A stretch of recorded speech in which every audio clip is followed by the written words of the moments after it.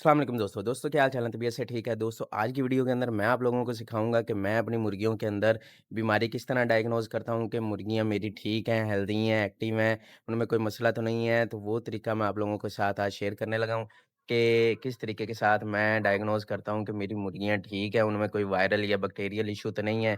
तो चलें मैं आप लोगों को बताता हूँ। जी, तो सबसे पहले जो है ना मैं अपने केजेज़ की कर देता हूँ सफाई।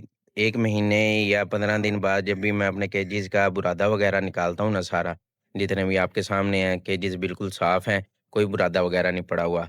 तो उसके बाद जो है ना 1 दिन तक मैं बुरादा नहीं डालता। उसकी वजह सुन लें, बुरादा ना डालने की वजह एक तो ये है कि केजेज़ के नीचे जो फ्लोर है उसको एक तो हवा लग जाती है, धूप लग जाती है, ठीक है? और दूसरा ये है कि मुझे ये पता चल जाता है कि मुर्गियों में कोई मसला है या नहीं। क्यों? क्योंकि बुरादे के अंदर ना बड़ी मुश्किल होती है, इनकी पोप वगैरह देखने में, इनकी बीट देखने में।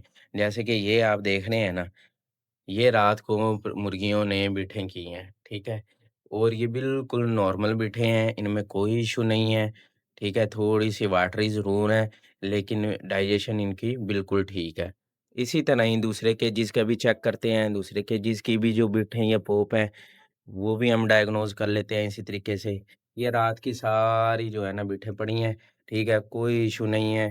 हल्का-फुल्का जो है ना पीली 1-2 ने बीट की है, बाकी सब ने नॉर्मल बिठें की हैं। जी, तो दोस्तों आपने देखा कि जितनी भी मुर्गियों ने बिठें वगैरह की नॉर्मल की हुई थी, इस तरीके से 15 दिन बाद या महीने बाद जब मैं बुरादा वगैरह निकालता हूँ, तो मैं 1 दिन के लिए ये एक्सपेरिमेंट करता हूँ। इस तरीके से मुझे पता चल जाता है कि मेरी मुर्गियों के अंदर किसी भी किस्म का एंटीबैक्टीरियल, एंटीवायरल इश्यू तो नहीं है। उनका हाज़मा वगैरह ठीक है, अगर मुझे कोई प्रॉब्लम लगती है तो फिर मैं उसके अकॉर्डिंग जो है मेडिसिन वगैरह अपने परिंदों को खिलाता हूँ।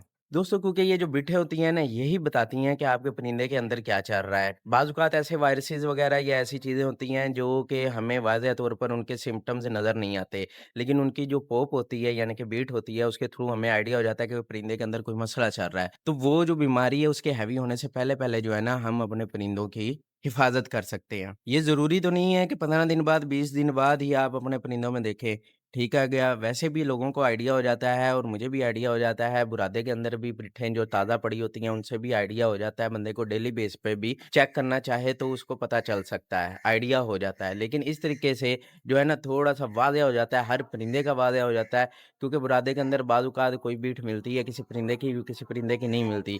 लेकिन इस तरीके से 15 दिन बाद, 20 दिन बाद जो है ना एग्ज़ैक्ट हर परिंदे की बीट चेक हो जाती है और डायग्नोज़ हो जाता है कि आपके सेटअप के ऊपर कोई मसला तो नहीं है।